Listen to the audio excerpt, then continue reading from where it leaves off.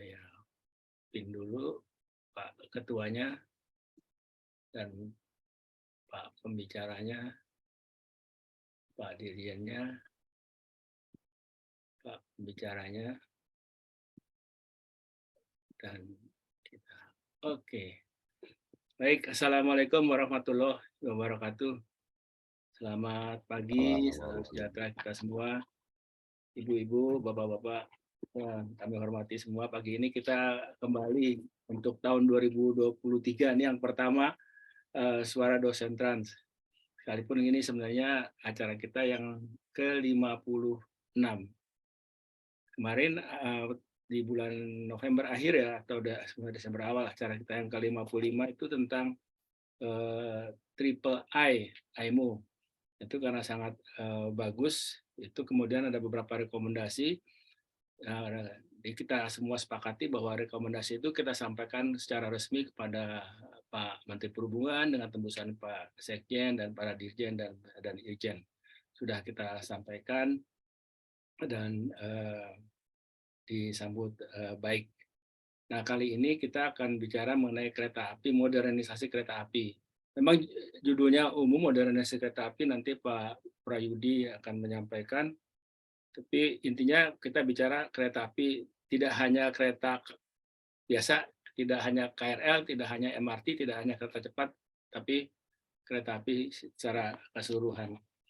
Nanti diawali dengan sambutan dari pembuka dari Pak Dirjen, Pak Rizal Basal, yang beliau berkenan untuk sharing bersama kita. Kita terima kasih sekali. Kita Suara Dosen Trans merasa terhormat. Sebelum saya lupa juga tadi waktu bicara bincang-bincang, tadi untuk kawan-kawan yang nanti bersedia untuk ikut, tempatnya tentunya terbatas, tanggal 8 Februari tadi Pak Dirjen dan Pak Prayudi menawarkan untuk kita berdiskusi sambil di kereta, ya, entah ke Jakarta Cirebon atau Jakarta Bandung pulang pergi. Tempatnya terbatas, nanti Pak Dedi akan mengorganisir, tapi kita harapkan yang senior seperti Pak Dedi, Pak Cucuk, Pak Tevi, dan lain-lain bisa ikut. Dan lapor juga kepada Pak Prayudi dan Pak Rizal Basal ya, bahwa ini pesertanya, kita dosen teknis, pesertanya selalu kompleks. Jadi Pak Prayudi bukan hanya orang yang ngerti kereta atau darat saja, tapi juga ada orang laut dan ada orang dari udara. Jadi nanti pertanyaannya juga jangan kaget kalau pertanyaan kereta api, tapi dilihat dari sisi udara dan dari sisi laut. Gitu. Inilah uniknya kita ini. Saya kira itu. Silakan Pak Ketua kita, Pak Sahar Rudi SAP. Pak Sahar Sandika. Iya Pak, terima kasih.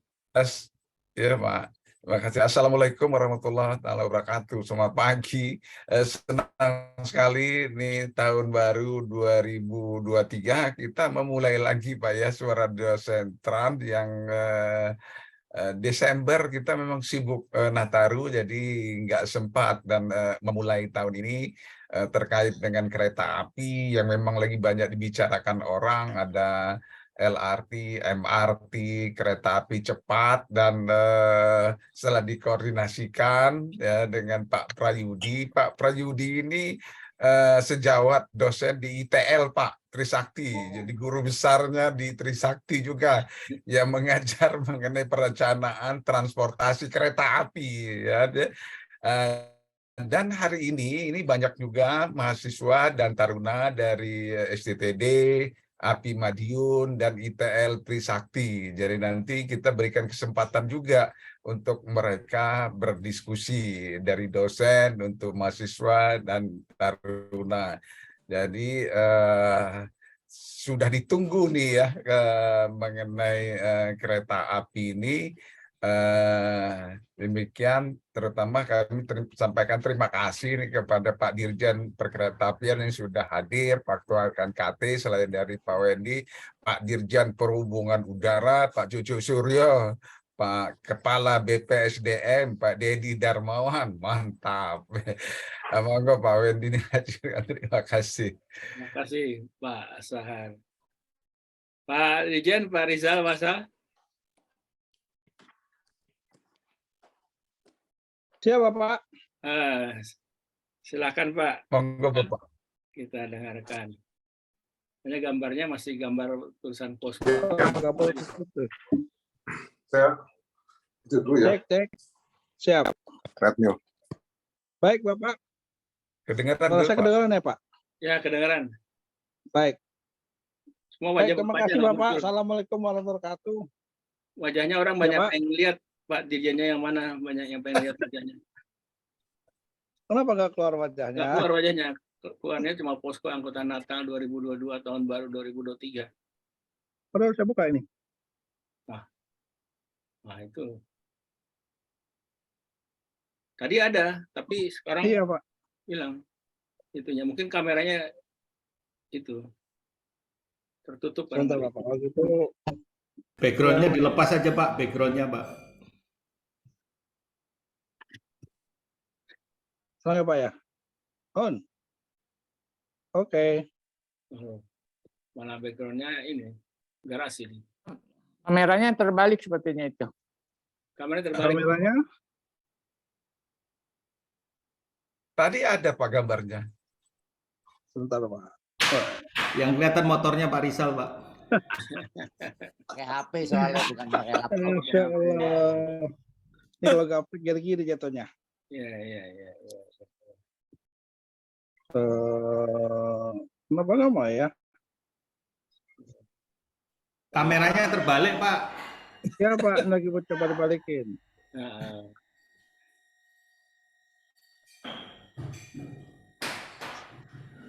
Tapi nggak mau. nggak mau. Foto, setting, kamera. Ada tanda yang balik di bawah tuh. Ya sudah, nggak apa-apa, Pak.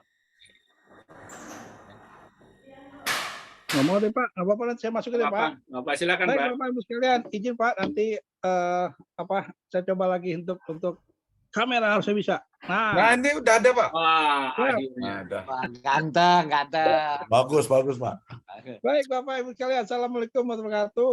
Waalaikumsalam. Yang kami hormati Pak Windy, Bapak Ibu sekalian, Pak Rudi, Pak Ketua tim ini, Bapak Ibu sekalian, para dosen. Pertama terima kasih Pak atas kembali Bapak memberi kesempatan kami untuk hadir untuk mengawali tahun 2023 untuk bicara tentang perkereta-apian.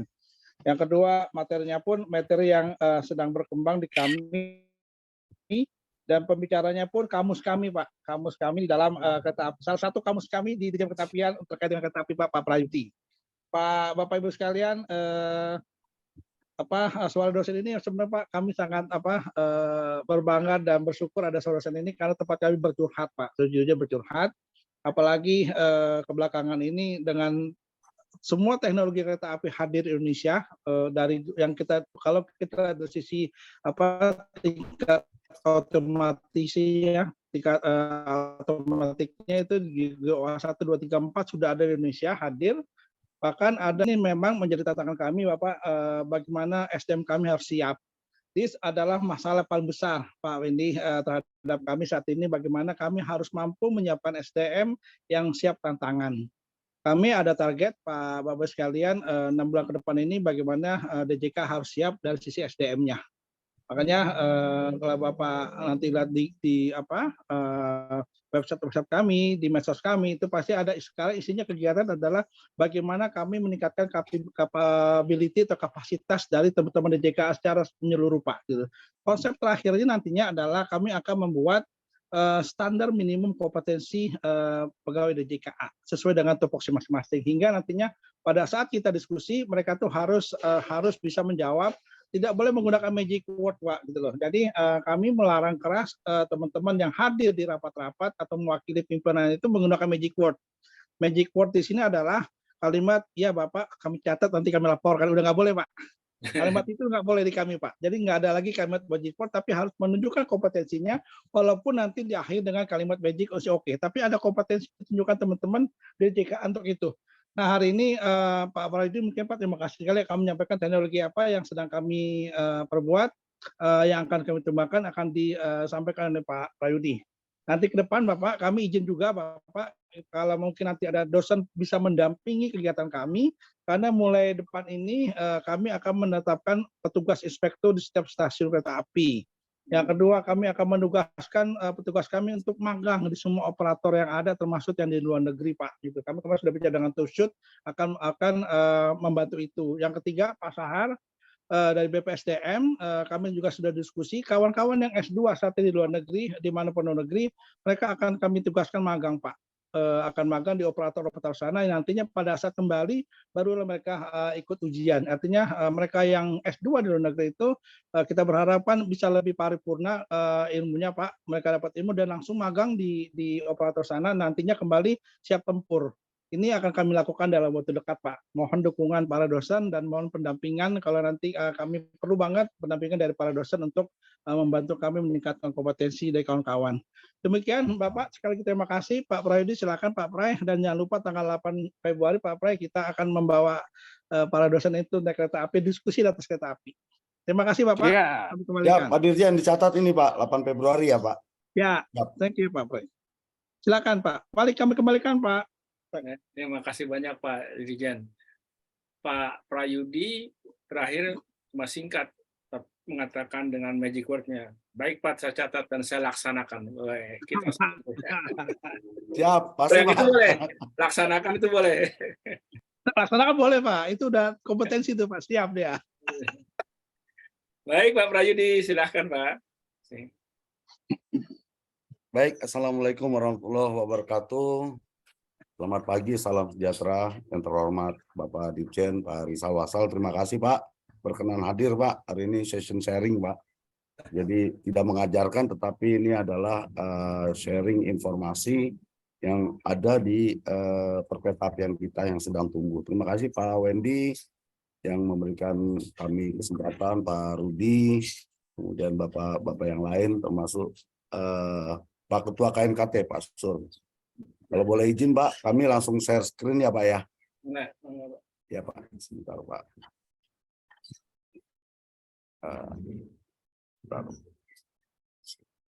Sebentar Pak.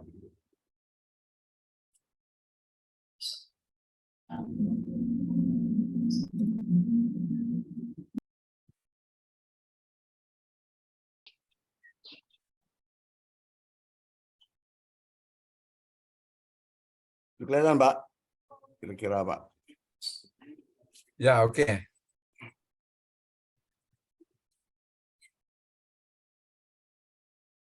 Ya Pak, izin Pak, ini sesuai dengan judulnya adalah pengenalan sistem dan teknologi kereta api modern. Jadi selama ini yang kita kenal itu beberapa tahun ini adalah kereta-kereta yang konvensional, Pak. Di mana fungsi kereta konvensional itu nanti di sini akan kita jelaskan.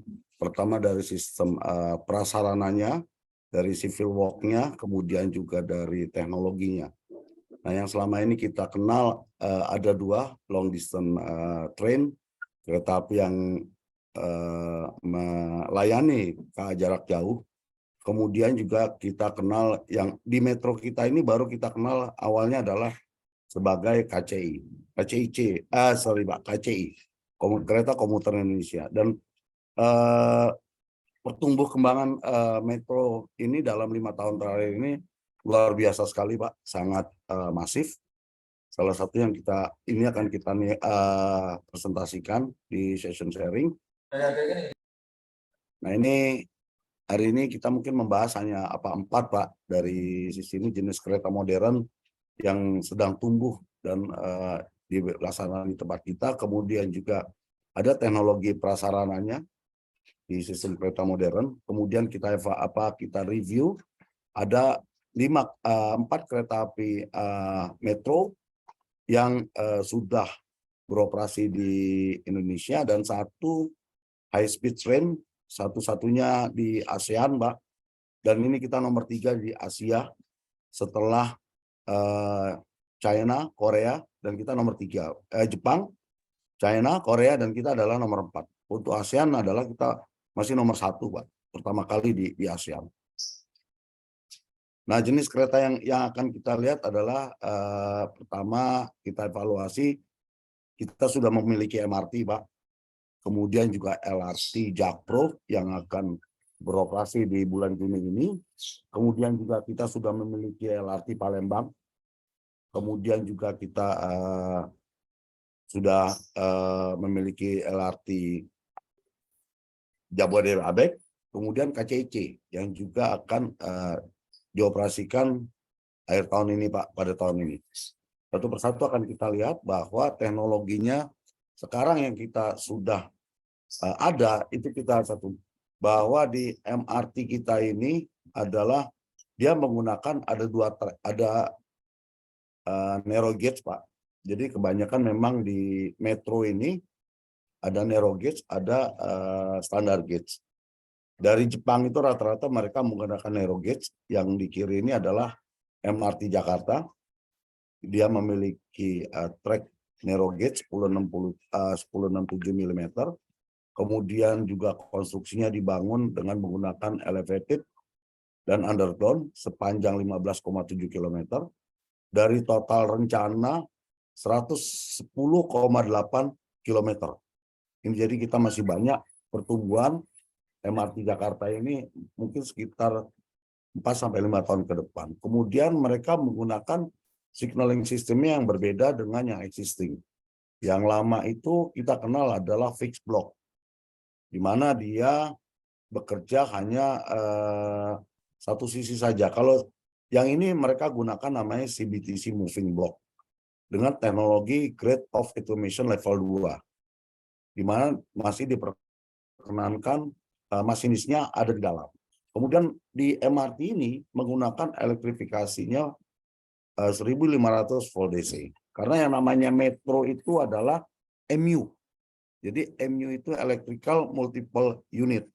Jadi memang kebutuhan terhadap listrik MU itu sudah berkembang dan tumbuh di seluruh dunia. Jadi yang kita lihat itu loko diesel dan lain-lain itu sudah mulai ditinggalkan, dia hanya untuk freight saja. Freight perjalanan kereta dengan menggunakan barang. Kemudian juga untuk peningkatan keselamatan mereka menggunakan yang namanya PSD, Power Screen Door. Kemudian ini sudah beroperasi terhitung dari 24 Maret 2019. Ini luar biasa, Pak. Ini salah satu terobosan kita sudah bisa sama dengan negara-negara lain di ASEAN, terutama di Singapura. Kita mirip, Pak. Kalau dulu kita kelihatan jauh, sekarang mirip lah. Apa yang ada di Singapura sama dengan di kita. Kemudian yang kedua adalah LRT Jabodetabek, LRT Jakpro, Pak. Sebenarnya elektrik Jakpro ini adalah targetnya sebanyak 40 km, tetapi ini di bawah DKI Jakarta, di bawah Jakarta. Kemudian dia juga menggunakan Grade of Automation level 2, tetapi ini berbeda adalah di elektrifikasinya. Jadi mungkin selama ini yang kita lihat ada yang listrik aliran atas atau LAA ya. LAA itu ada yang di atas, ada yang di bawah. Yang di bawah ini yang digunakan di LRT Jakpro. Dan dia menggunakan lebar spurnya 1435. 1435 ini dia standar gauge untuk di beberapa negara dunia, sebutannya adalah sekarang baru terbangun 5,8 km dari velodrome sampai ke Kelapa Gading. Nah, elektrifikasinya mereka lebih rendah, Pak. Wah, kalau di MRT mereka menggunakan 1500, kalau yang di Jakpro ini menggunakan 750 volt DC. Kemudian mereka menggunakan elevated dengan layanan penumpangnya adalah PSD. PSD ini sebenarnya adalah untuk melindungi penumpang sehingga mereka tidak langsung direct masuk ke area trek kita, Pak. Kemudian ini sudah beroperasi terhitung sejak 1 Desember 2019. Dan yang ketiga itu adalah di LRT Palembang. Ini salah satu yang ada, metro kita ada di luar ibu kota negara. Ada di Palembang karena memang kebutuhan untuk waktu itu untuk Asian Games. Nah ini dia menggunakan tracknya itu 1067. Ini narrow gauge. Kita nyebutnya narrow gauge di dunia ini. Kemudian mereka menggunakan elevated. Ya, jadi sebagai prasyarat kereta metro itu adalah mereka tidak boleh ada level crossing. Ini sudah terpenuhi, Pak. Kemudian signaling systemnya mereka menggunakan ETCS. Yang level 1 dengan mix ya dengan GOA 1, di mana ini masih diperkenankan atau menggunakan masinis sebagai pengendali dari kereta apinya. Nah, ini elektrifikasinya sama dengan yang ada di LRT Jakpro. Mereka menggunakan 750 VDC third rail. Jadi ada yang di atas overhead catenary, ada yang namanya third rail. Elevatednya kemudian juga dia menggunakan PSD. Ini juga beroperasi lebih mendahului yang MRT dan LRT Jakarta. Beroperasi terhitung sejak 1 Agustus 2018. Kemudian yang keempat adalah ini kita memiliki yang namanya LRT Jabodetabek. LRT Jabodetabek mereka menggunakan lebar spornya adalah standar gauge 1435 dengan elevated dan semuanya slab track. Target apa yang sudah terbangun itu adalah 82,9 km plus GOA 3. Yang ini yang paling tercanggih, Pak. Yang di dunia ini baru beberapa negara sudah menggunakan, dan di Jerman sendiri ini masih dalam tahapan uji coba. Jadi CBTC GOA 3 ini adalah sesuatu yang masih baru, karena mungkin Bapak Ibu kalau yang melihat yang awam ini seperti kereta-keretaan, Pak.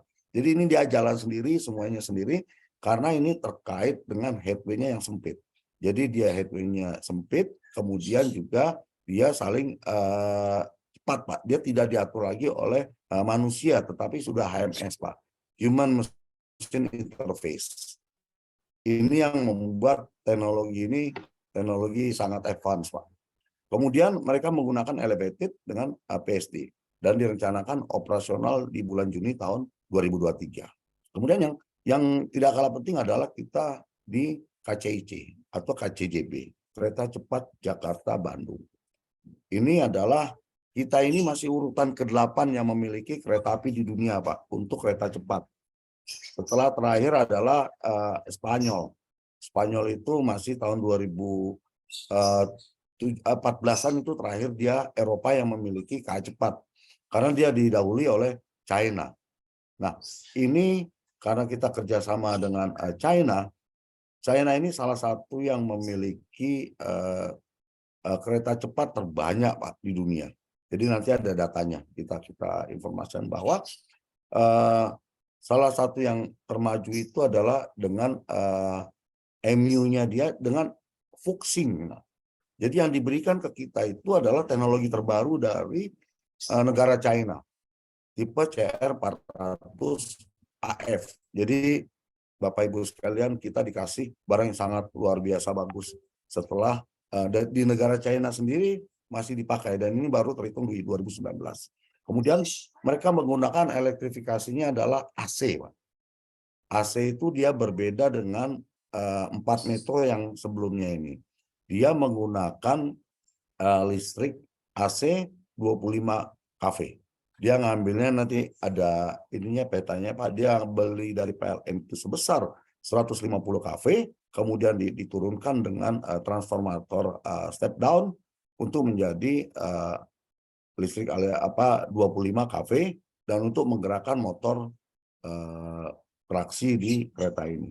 Nah, ini signalnya dia berbeda dengan signal yang ada di metro. Jadi kalau metro ini lebih cenderung adalah mereka maunya otomasi. Makanya disebut GOA, Grade of Automation, dan ini digunakan hanya untuk metro, tidak untuk KA jarak jauh. Karena selama ini orang masih berpikir, Pak, ini yang di KA cepat ini cepat dia otomatis ya? Ya enggak, dia tetap dimonitor kemudian dikendalikan oleh masinis, tetapi safety level sistemnya dia menggunakan STCS, ya STCS 2 dan STCS 3. Kemudian satu lagi yang berkembang adalah mereka tidak lagi menggunakan backbone-nya terhadap fiber optik yang ada di underground, tetapi dia backupnya double. Nah, utamanya itu adalah mereka menggunakan GSMR. Namanya GSMR itu seperti GSM kita, tetapi khusus railway. Nah, di kita ini masalahnya adalah backbone kita masih tergantung dengan beberapa operator. Operator kita yang terkuat itu hanya Telkomsel. Nah, ini juga permasalahannya adalah ke depan bahwa Telkomsel ini masih assure menjamin sampai di tahun 2030 untuk telecommunication systemnya dengan menggunakan GSMR. Nah, ini juga PSD-nya, mereka menggunakan PSD, Power Screen Door, kemudian juga akan direncanakan operasi di Juni 2023. Nah, ini kita lihat, kita satu persatu kita identifikasi. Ini yang ada di MRT. Dia menggunakan 1.500 VDC dengan 2 gardu trasi. Artinya yang per 7,5 km ini mereka menggunakan 1 gardu. Nah, ini grid automation-nya di sistem level 2. GOA-nya sudah menggunakan masinis, kemudian juga untuk setting train sama stopping-nya masih dia menggunakan otomatis. Kita lihat di sini layanannya ada 3 elevated dan 10 underground di stasiunnya. Kemudian juga kita lihat sistem CBTC MRT-nya itu dia bebas dari TC, Pak. Kalau yang manual, yang konvensional itu mereka menggunakan TC, Pak, namanya track circuit. Tetapi kalau yang teknologi MRT ini tidak menggunakan track circuit, dia langsung menggunakan CBTC, di mana data communication-nya dia continue. Jadi ada proses yang namanya interprobabilitas, di mana sharing communication, sharing data, Pak. Ini juga masih termasuk baru. Selama ini data kita, kenapa dia beda konvensional dengan teknologi? Selama ini kalau yang konvensional adalah data itu mandiri masing-masing. Pada saat signaling dia di fixed block, yang baca itu adalah manusia, Pak, masinis. Tapi kalau yang ini tidak, tetapi interpretabilitas di mana data communication itu ada di signaling sendiri dan di cabinnya juga ada untuk pembacaannya. Ini hal-hal yang baru yang menarik untuk dipahami bahwa teknologi ini sudah begitu advance, sudah begitu berkembang. Lanjut, kemudian untuk di LRT Jakpro ini sama, dia masih GOA 2. Jadi kalau memang sudah GOA 2 fix, bisa di-upgrading untuk menjadi GOA 3. Karena memang pada saat perubahan dari GOA 2 menjadi GOA 3, ini sesuatu yang luar biasa signifikan perbedaannya. Karena sudah tidak ada lagi manusia di dalamnya. Segala sesuatunya adalah digunakan dengan data communication yang ada di dalamnya. Di sana ada OBU, Pak. Jadi mereka langsung komunikasi signal dengan sistem yang ada di train.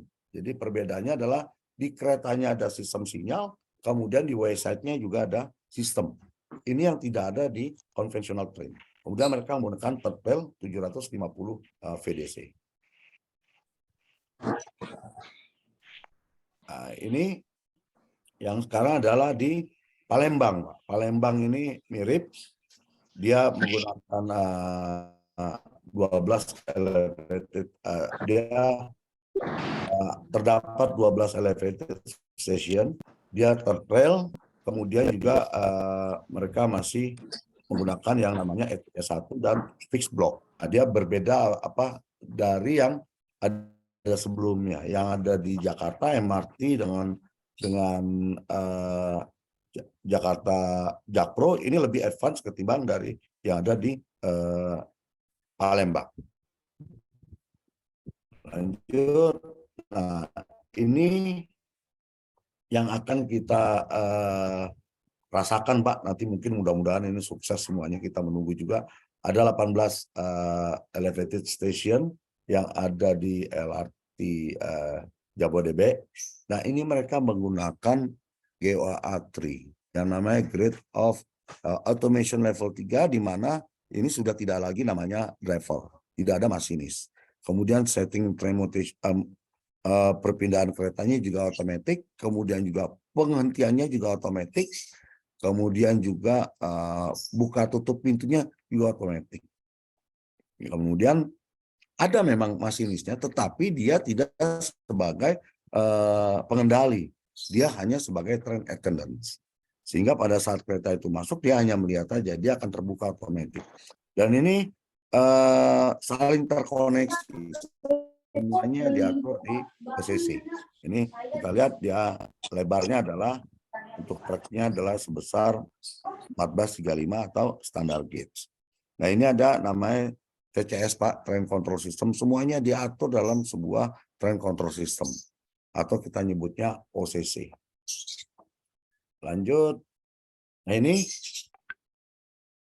KCIC, di mana ya sekarang ini kita KA cepat pertama kali di Asia, ya dia menggunakan elevated dan edge grid. Mereka mix, ada yang di atas, ada yang di bawah.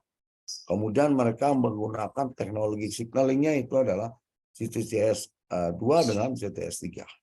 Mereka ada satu area, ada area peralihan dari Bandung itu, dari arah Tegaluar Depot, di sini ada peralihan. Di mana mereka menggunakan rate of automation-nya adalah level 1. Tetapi sistem safety levelnya adalah mereka menggunakan otomatis Pak, semuanya. Nah, ini yang berbeda adalah bahwa catenary sistemnya dia menggunakan AC Pak. Ini AC ini untuk kecepatan sampai dengan 300 sampai 400 km. Karena belum ada lokomotif yang namanya diesel itu sampai dia mencapai 200 kilo. Hanya beberapa negara, tapi itu pun hanya 160. Makanya KA cepat itu adalah ringan, aman, kemudian juga traksinya cepat. Dia menggunakan 25 kV, di mana dia langsung AC sepanjang 142 km dengan menggunakan 8 gardu traksi.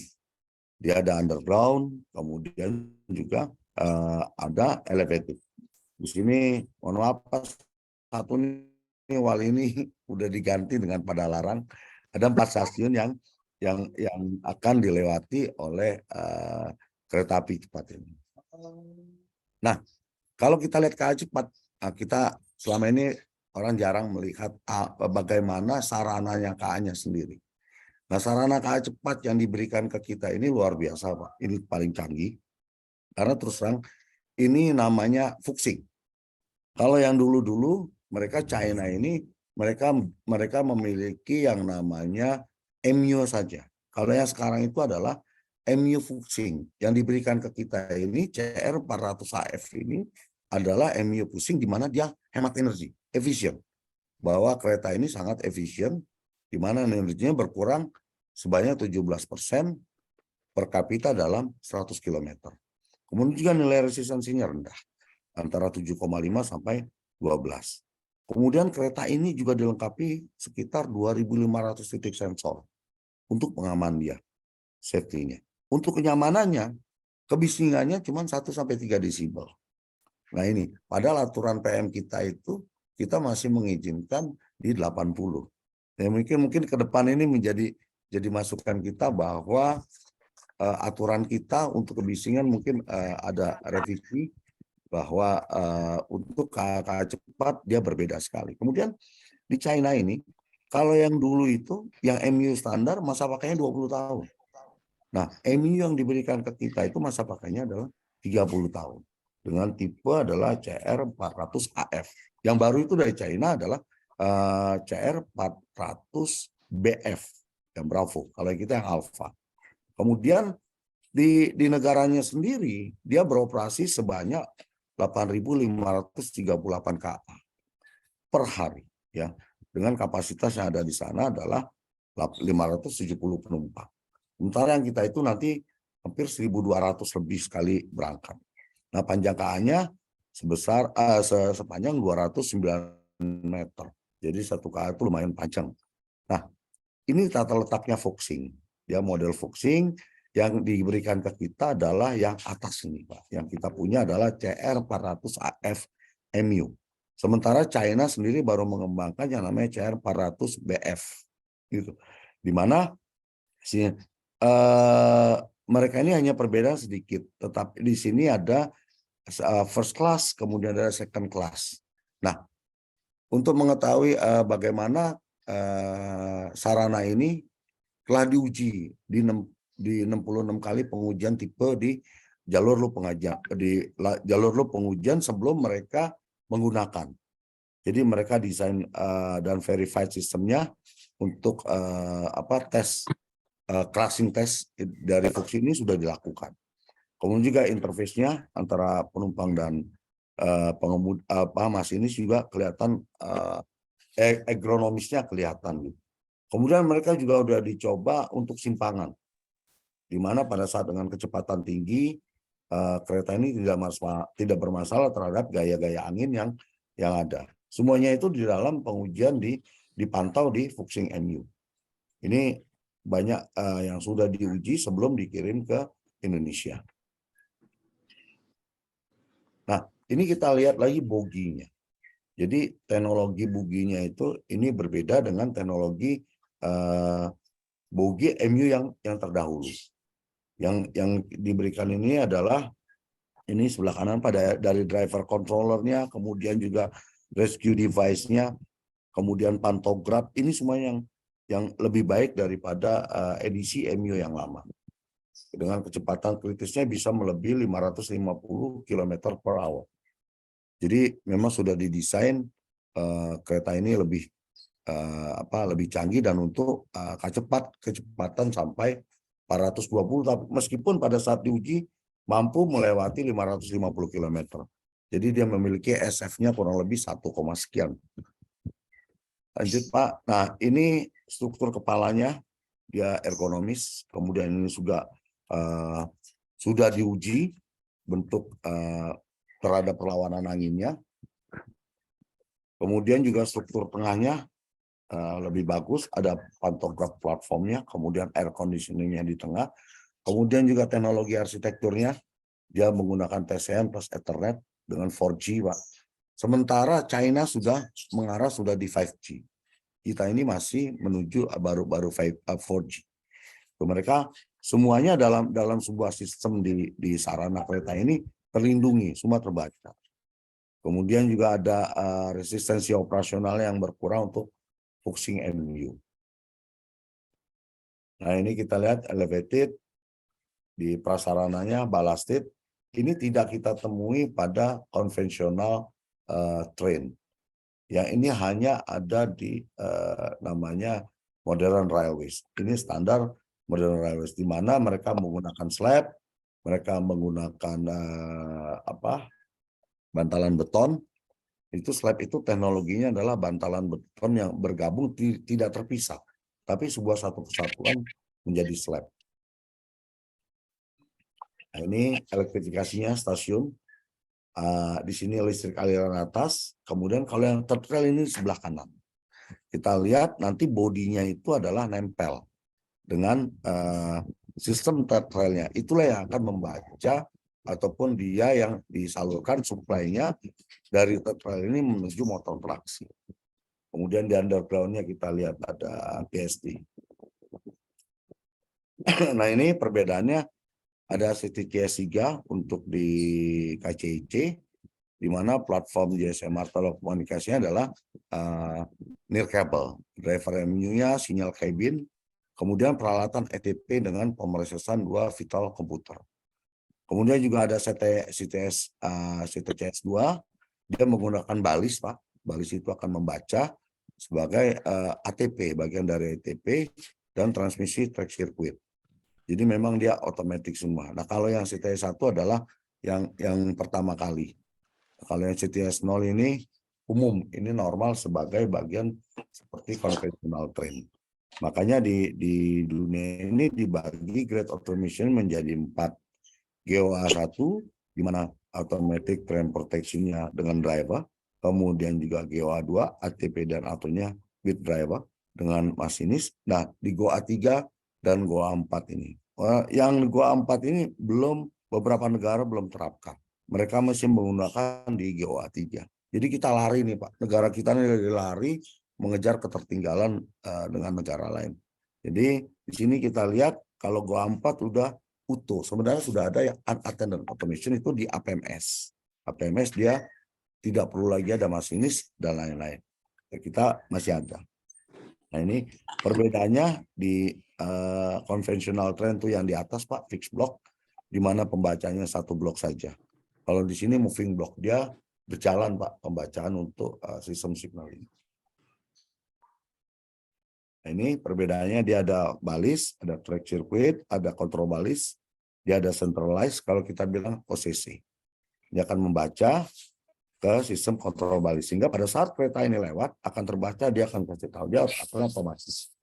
Sehingga di KCIC besok ada area di mana peralihan mode CTCS yang dari CTCS 2 ke CTCS level 3. Jadi dia digunakan di RBC. Nah ini GSMR. GSMR ini sebenarnya adalah kan kalau KA cepat ini kencang Pak, maka mereka harus menghitung juga Doppler effect. Doppler effect itu adalah di mana pada saat kereta itu menembus, kemudian dia ada idle time. Makanya mereka menggunakan sistem yang berlapis. Inilah yang digunakan di KA cepat, sehingga pada saat dia lari di atas 100, signaling itu tetap fine. Dia tidak seperti idle ya. Misalkan saja kita idle itu walaupun sekian detik, ini sangat berbahaya untuk sistem signaling di kereta api cepat. Mereka menggunakan sistem GSMR. Masalahnya adalah kita belum perkeretaapian kita belum memiliki infrastruktur khusus yang memang memiliki GSMR. Berbeda dengan negara China yang memang sudah disiapkan, sehingga kita masih menggunakan bandwidth ataupun database-nya dari GSM Telkomsel. Itu yang digunakan di KCIC. Nah ini yang namanya PSD. PSD ini sebenarnya untuk melindungi penumpang, dia otomatis, dia akan terbaca pada sistem screen door. Pada saat dia screen door dia sama, maka sensornya akan ngebaca. Tepat di titik tengahnya ini screen door akan terbuka. Barulah di saat itu, di kondisi itu penumpang boleh masuk dan boleh keluar. Ini adalah juga salah satu teknologi yang memang maju di kita Pak, karena memang di beberapa perkeretaapian kita sebelumnya belum ada yang menggunakan ini, tapi terhitung sejak 2019 sampai hari ini hampir 3 tahun Pak ya. Ini kita sudah menggunakan teknologi yang setara dengan negara-negara maju. Jadi ini akan mengurangi kecelakaan, kemudian juga efek dari orang bunuh diri dan lain-lain ini terpasang di baik di elevated maupun yang di underground. Nah, ini adalah tantangan kita ke depan. Pertama adalah dengan adanya tumbuhnya infrastruktur perkeretaapian kita yang canggih, kemudian juga ini maju. Masalahnya adalah pertama pentingnya pemenuhan terhadap jumlah SDM dan industri. Di mana pada saat infrastruktur baru ini ada di kita, ini kita dibutuhkan produksi SDM yang mumpuni, yang memiliki kualifikasi tertentu untuk menjalankan teknologi-teknologi yang sudah maju. Sementara data kita ada cuma 1.000 insinyur perkeretaapian. Ini baru yang tercatat. Sementara yang aktif pun tidak seperti ini, di mana kualifikasinya juga berbeda. Mungkin rata-rata hanya 200 signaling system, kemudian juga 200 track engineer, 200 jembatan. Jadi jauh dari kebutuhan yang kita yang kita butuhkan gitu, karena seluruh infrastruktur perkeretaapian juga butuh perawatan, karena life cycle time-nya itu minimal itu mereka harus 30 tahun, apalagi yang namanya MRT yang 100 tahun, setelah itu 105, sehingga sistem RAMS dan lain-lain untuk maintenance-nya sudah waktunya diterapkan. Kemudian juga kita melihat bahwa jumlah perguruan tinggi yang ada di sini kita cuma ada 5. Di mana kita dari PPI Madiun, menghasilkan tidak kurang tidak lebih hanya 200 orang dan itu pun levelnya vokasi. Kemudian PTDI di STTD itu pun di sistem keselamatan. ITERA ini masih baru, kemudian PNM ini Politeknik Madiun juga masih baru, khusus di sarana. Ada lagi satu program di ITERA Trisakti ini juga masih baru.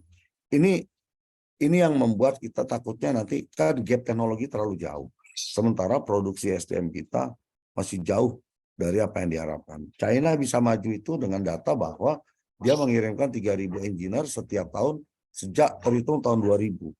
Sehingga wajar pada saat ini mereka jauh melampaui dari negara-negara barat untuk teknologi perkereta-apian. Demikian Bapak Ibu sekalian sharing sessionnya. Terima kasih. Mohon maaf kalau ada yang kurang berkenan ataupun ada yang kurang menarik, Pak. Ini yang bisa kita berikan sebagian dari informasi teknologi perkereta-apian yang ada di Indonesia. Demikian Pak, terima kasih. Assalamualaikum warahmatullahi wabarakatuh. Terima kasih banyak Pak Prayudi, luar biasa. Ini saya juga mohon maaf nih, Pak. Biasanya kita karena Zoom-nya hanya limitnya 100, jadi 100 ya kita ada beberapa kawan mungkin yang agak terlambat bisa masuk. Kalau di stop dulu share-nya ya Pak Prayudi. Oke Pak. Oke. Ini ada beberapa teman yang minta, jadi saya share ya Pak Prayudi ya. Bahan materinya ini bisa dilihat juga. Ibu Bapak sekalian, demikian presentasi dari Pak Prayudi. Silahkan kalau ada yang ingin menanyakan, komentar, atau ingin menambahkan, silahkan. Pak Suryanto, Pak Ketua KNKT mendahului dengan angkat tangan. Silahkan Pak Sur. Ya, terima kasih Pak. Saya sedikit bertanya, juga sedikit mungkin memberi masukan kepada kita, pengalaman saya involved di investigasi di LRT, dan kemarin juga kita diminta untuk masalah KCIC juga. Jadi pertama tadi dari paparan Pak Prayudi dipaparkan bahwa lebar rel kita adalah 1067, ada yang 1435, bermacam-macam Pak. Nah ini kalau saya lihat juga electrical ada yang 1500, ada yang 750, ada yang 600, ada juga aliran atas, ada aliran bawah, sehingga bermacam-macam Pak. Ini menyebabkan standarisasi kita jadi bermacam-macam. Hal ini akan berpengaruh kepada penyediaan SDM kita, trainingnya macam-macam, peralatan kita juga macam-macam, toolsnya macam-macam. Ini yang akan menjadikan sangat mahal mengoperasikan dengan berbagai macam dari lebar relnya, voltasenya. Juga saya juga bertanya-tanya, kenapa kita memilih listrik dengan third rail? Karena kita melihat aplikasi ini kan baru di Indonesia dan banyak masalah-masalah. Kalau ada kerusakan sedikit di rel, terpaksa kita tidak bisa memperbaiki secara langsung karena ada aliran elektrikalnya. Nah ini kan perlu dimatikan. Ini yang masalah di aliran bawah. Dan juga di kita ini di Asia ini, khususnya di Indonesia, kita banyak petir Pak. Kalau kita ada aliran atas, minimum aliran atas ini akan juga memprotek petir terhadap keretanya. Terus kemudian masalah di dalam sertifikasi, kami juga mungkin Pak Prayudi yang suka saya ribut masalah RAMS dan SIL ini, mungkin ini karena berpengaruh kepada bagaimana kita mensertifikasi kereta-kereta yang baru, yang dimana harusnya sertifikasi itu dimulai dari awal sebelum desain. Dan kita juga dari regulator harusnya involve sejak awal apa teknologi dan bagaimana proses untuk requirement atau regulasi-regulasi yang kita persiapkan untuk di Indonesia. Nah, kami melihat salah satunya seperti LRT Palembang, LRT Jabodetabek, terus MRT, railing, itu sebetulnya seperti contoh undercarriage-nya atau sistem bogi rodanya ini berbeda-beda, sistem remnya juga berbeda-beda. Ini kami berbicara di kalangan perawatan, mereka sangat kesulitan untuk terlalu banyaknya, sehingga yang tadi saya sampaikan, mereka tidak sangat kan orang-orang yang khusus untuk bogi sistem LRT Palembang, bogi railing, bogi MRT, bogi LRT. Kalau ini semuanya sama kan kita bisa common, bisa workshopnya jadi satu.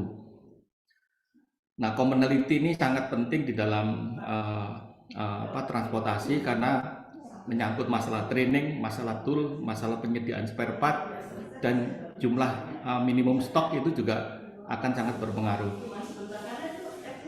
Sekali lagi, pemilihan teknologi mungkin kami menyarankan benar-benar berhati-hati agar dipikirkan dari semua aspek, baik masalah culture kita, masalah lingkungan kita, masalah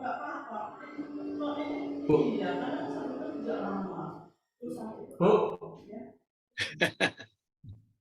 Ya, jadi ada beberapa permasalahan yang perlu kita pertimbangkan agar pemilihan teknologi itu tepat untuk kita. Mungkin bagus untuk di Cina, mungkin bagus untuk di Eropa, tapi mungkin belum tentu bagus untuk di kita. Nah, salah satu yang menjadi pertanyaan saya Pak Prayudi mengenai walkway-nya di LRT ini sangat sempit. Kenapa tidak nyontoh seperti yang di MRT? Nah, kami waktu terjadi kecelakaan itu kami nyoba berjalan di situ. Kalau terjadi sesuatu, orang harus dievakuasi dari kereta. Hal ini sangat membahayakan, terutama ibu-ibu yang pakai hak tinggi ataupun anak-anak, apalagi malam hari hujan. Ini yang perlu bagaimana proses tanggap daruratnya. Nah, ada beberapa tadi yang kecanggihan alat tadi yang disebutkan Pak Prayudi. Salah satunya seperti di railing, Pak, itu ada black box-nya, dan black box-nya itu memang sudah terkonek dengan wifi dengan internet, tapi datanya itu dikirim ke Swedia. Tapi di kita sendiri, baik Inka, baik kereta api railing, kita nggak memiliki data sama sekali, dan itu sangat diperlukan untuk melihat apakah keretanya dalam kondisi baik atau tidak. Nah, mengenai tadi Pak Prayudi mengenai GSMR ya, di mana untuk kereta api cepat ini sistem kontrolnya untuk signaling pakai GSMR 900 Hz. Kita tahu bahwa frekuensi 800 sampai 900 di Indonesia itu memang dari dulu sudah dipakai untuk telekomunikasi. Kalau di Eropa dan di China, frekuensi 800 sampai 900 MHz itu memang disediakan untuk railway, tidak dipakai untuk komunikasi. Nah, ini sampai hari ini mungkin solusi untuk frekuensi yang sudah dipakai Telkomsel ini bagaimana? Karena Telkomselnya harus bermigrasi ke frekuensi yang lain, sehingga frekuensi 900 yang ini akan dipakai di kereta api. Nah, sampai hari ini kan hal ini belum ada solusinya. Terutama nanti Telkomselnya sudah bermigrasi, tapi gangguan atau interference itu masih ada karena di sepanjang rel itu banyak penduduk yang memakai repeater yang dipakai di rumah-rumah untuk internet, untuk sekolah, untuk work from home, merupakan kebutuhan masyarakat. Kalau itu kita larang, nanti masyarakatnya nggak dapat internet, mereka akan protes. Nah, menanggapi masalah SDM, seperti tadi Pak disebutkan Pak Yudi bahwa kereta ini sudah memakai RAM, reliability, availability, maintainability, and safety. Nah, ini keretanya belum lahir, kita harus bisa memprediksi kira-kira apa saja yang kemungkinan terjadi kegagalan. Nah, kegagalan ini harus bisa dimitigasi pada level yang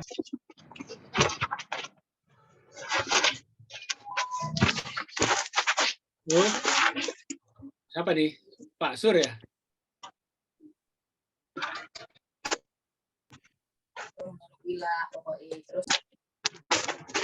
Banyak yang bocor. Saya kira disudahi dulu Pak Sur ya. ya. Bisa dipersingkat Pak Sur. Kenapa? Bisa dipersingkat karena suara Pak Sur juga bocor, banyak gangguan. Ya Pak, mungkin itu aja Pak. Jadi untuk masalah SDM ini perlu kita concern sampai sejauh mana yang bisa kita kerjakan. Karena kita melihat banyak. Terima kasih Pak. Terima kasih Pak Sur. Mohon Bapak Ibu yang peserta mic-nya di silent. Terima kasih. Aduh. Siapa lagi susah dicarinya. Pak Prai, karena sebenarnya banyak yang lain lagi, tapi karena nanti Pak Sur udah banyak sekali, nanti Pak Prai takut lupa. Nanti. Silakan Pak Prai, dan mungkin nanti kalau perlu dibantu oleh Pak Dirjen, kalau Pak Dirjennya masih ada, silakan untuk pengetahuan kita sama-sama. Silakan Pak. Baik, terima kasih Pak Wendy. Ada beberapa untuk teknis, saya bisa jawab Pak. Tapi kalau untuk kebijakan nanti ada Pak Dirjen Pak. Ada beberapa Pak izin Pak Dirjen, saya teknisnya aja dulu Pak. Ya. Kalau untuk untuk kebijakan ada Pak Dirjen. Pertama untuk anti petir Pak, Pak Sur setuju Pak. Tapi gini Pak, ada beberapa teknologi yang memang untuk anti petirnya sudah dipasang Pak di dalam MU-nya sendiri. Sebenarnya di wilayah kita itu paling banyak itu adalah di Bogor, itu yang memang tanahnya mengandung kadar besi, kemudian juga di Serpong itu udah banyak Pak. Kemudian ada teknologi itu yang kita lindungi protection-nya di Gardu. Nah kalau yang baru-baru ini adalah mereka dipasang juga di sarananya sendiri. Jadi ada itu Pak. Kalau terkait dengan kenapa kebijakannya adalah diambil di overhead catenary dan third rail, itu bukan saya Pak, nanti mungkin bisa dijelaskan oleh Pak Dirjen. Itu masalah pemilihan teknologi termasuk walkway-nya Pak. Kami setuju Pak, tapi ya ini tentunya kan pada saat itu didesain itu memang karena itu langsung di sana Pak. Mereka pertama kali walkway-nya memang sempit, dia kurang dari standar. Nah untuk diperbaiki lagi juga lumayan nih Pak biayanya Pak Sur. Mungkin nanti bisa dievaluasi dengan dicek dan ada Pak Dirjen. Nah ini yang masalah frekuensi 900 MHz ini juga Pak Dirjen Pak ya. Karena gini, sebenarnya gini, tadi juga saya ada dijelaskan bahwa kita belum memiliki GSMR yang memang khusus. Jadi ada juga Pak pilihan tuh sebenarnya ada LTE Pak. LTE ada GSMR. Cuman mereka cenderung lebih senang di GSMR, apalagi sekarang sudah menuju 5G. Nah problemnya sekarang ini yang backbone-nya kuat adalah Telkomsel. Telkomsel sendiri dipakai di 900 MHz. Ini juga semua tergantung dari ITU, Pak, International Telecommunication Union. Jadi kita juga dulu ini sebenarnya punya kita, Pak. 900 ini adalah milik kita, milik PT Kereta Api. Kemudian di tahun berapa itu, karena ada kebijakan ITU, digeser semuanya. Nah ini kalau memang mau ada digeser lagi, ini kebijakan ITU mungkin, Pak Sur. Itu pertama. Yang kedua, memang ini agak kesulitan waktu itu adalah assurance, jaminan dari si provider bahwa Anda bisa nggak jamin bahwa di 900 MHz ini tidak ada interrupt, tidak ada gangguan dan lain-lain. Mengingat di sini kan kadang-kadang lebih banyak adalah orang menggunakan yang namanya penguat, Pak. Ya tadi Pak Sur sebutkan itu. Ini juga yang masih belum diputuskan. Barangkali nanti di Pak Dirjen itu Pak. Jadi adalah pemilihan teknologi dengan frekuensi gitu. Terima kasih Pak. Nah, Pak Prayudi, pertanyaannya tadi seperti yang katakan, ada yang pertanyaannya boleh apa aja, yang dijawab juga, tapi yang jawabnya tidak harus semua. Ada yang bisa dijawab, ada yang call a friend, ada yang call a boss juga boleh, call the boss ya. Nah ini salah satu yang masuk call the boss. Tapi ada hal-hal yang mungkin yang bisa kita selesaikan nanti di darat, kita selesaikan di darat. Silakan Pak Dirjen kalau berkenan.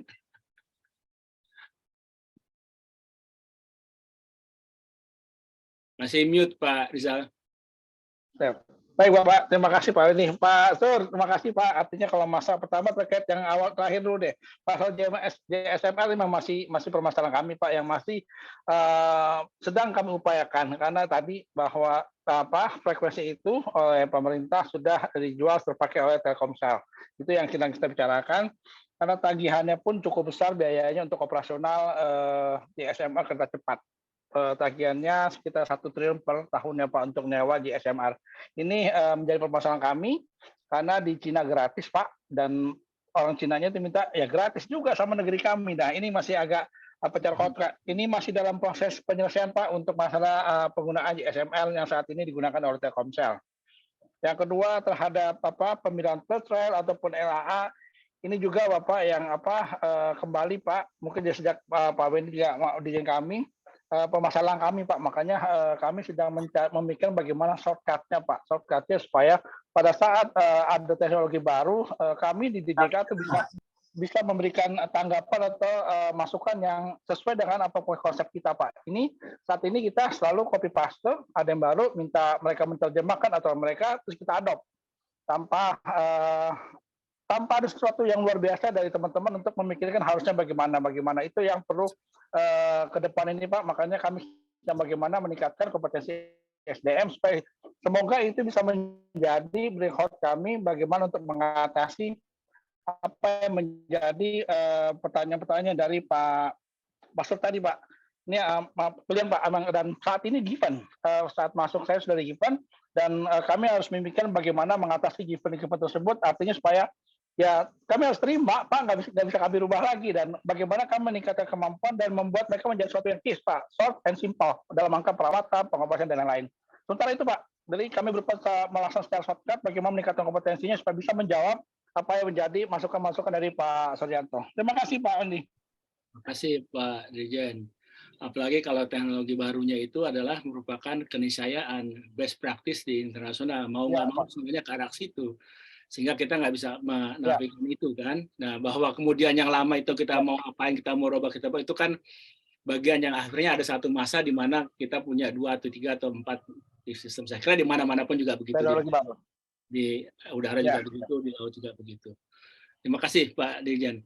Ini ada yang resen Pak Nur Hadi, Pak Bambang Pujantio. Nanti saya berikan ke Pak Nur Hadi, Pak Bambang Pujantio, tapi mohon agak disingkat-singkat ya, karena kita juga ingin memberi kesempatan kepada generasi penerus ini Pak Dirjen. Ada taruna-taruna dari STD, dari Madiun, dari ITERA, dan lain-lain, supaya mereka menggunakan kesempatan juga untuk langsung berdialog dengan pakarnya Pak Prayudi. Silakan Pak Nur dan Pak Bambang Pujantio, dan kemudian ada Pak Paulus Raga. Tolong disingkat-singkat aja, dibagi waktunya. Silakan. Pak Nur? Saya dulu Pak Nggih. Terima kasih Pak Wendy.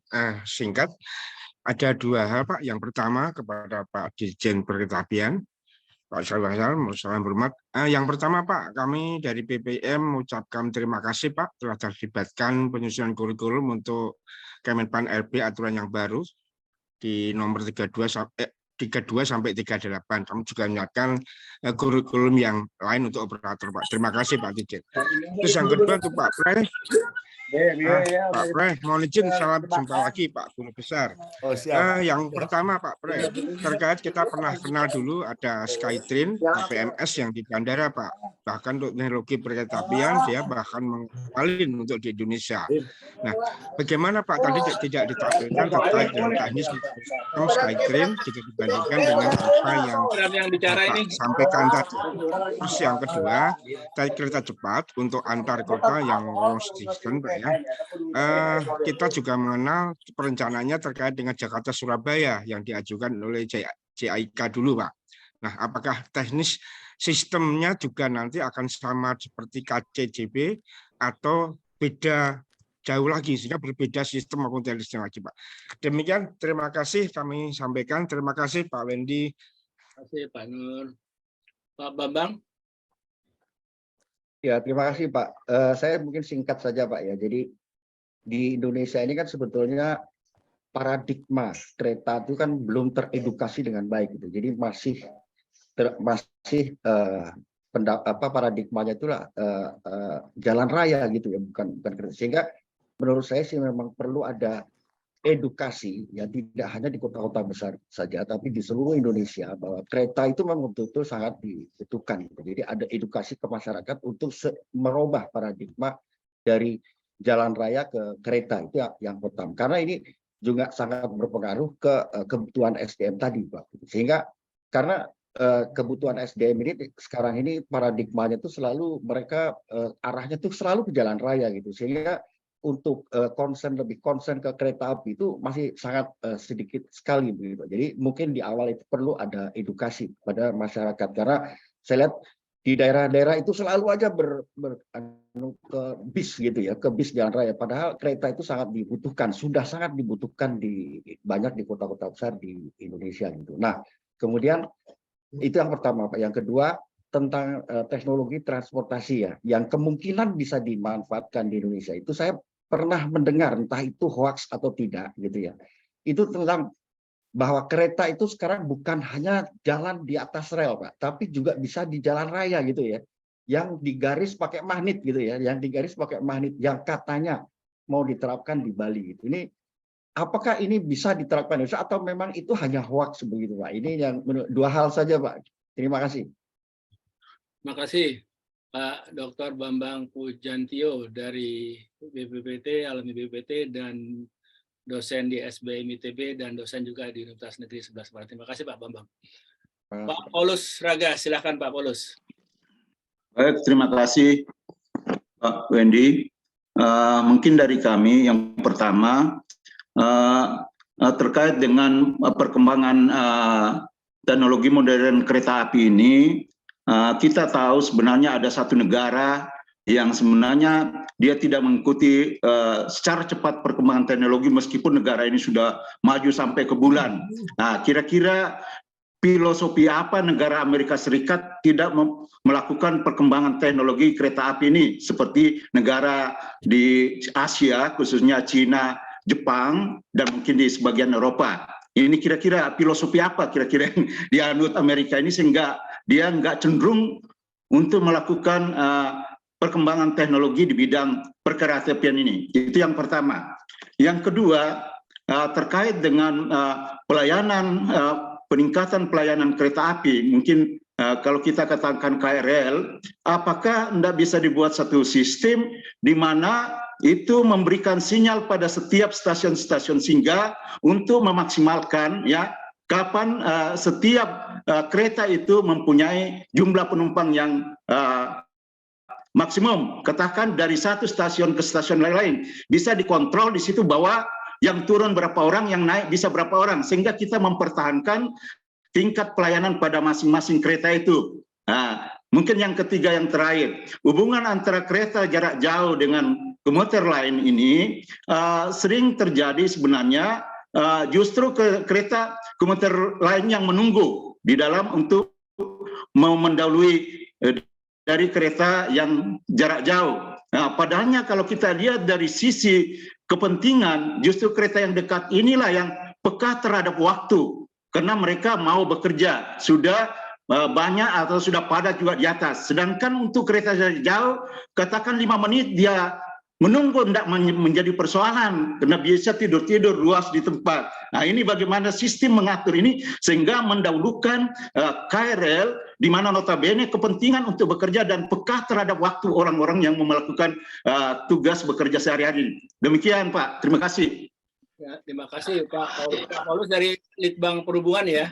Ya, sudah pensiun Pak, di ITL sekarang, sudah di ITL Pak. Sudah di ITL ya, sudah dosen di ITL. Pak Prayudi, saya berikan dulu ke ini ya, ke Taruna ya. Silakan Taruna, ada kalau ada dari Madiun, dari STTD, dan dari ITL. ITERA dan dari ITL. Ada Ya. empat itu. Silakan kalau ada kita prioritaskan dulu ke Taruna. Ya, Taruna silakan Taruna. Azra STTDI STTD. Silakan. Ya, silakan. Siapa? Assalamualaikum warahmatullahi wabarakatuh, Pak. Selamat siang, Pak. Mohon izin, Pak. Izin memperkenalkan diri. Nama Taruna Remaja Azra Mejaya, notor 210103. Saya Taruna tingkat 2 dari PTDI STTD, Pak. Mohon izin bertanya, Pak. Sebelumnya, Pak, saya pernah membaca di media bahwasanya kereta api cepat dari Jakarta Bandung itu menggunakan buatan negara Cina yang mana mampu melaju dengan kecepatan 350 km per jam, Pak.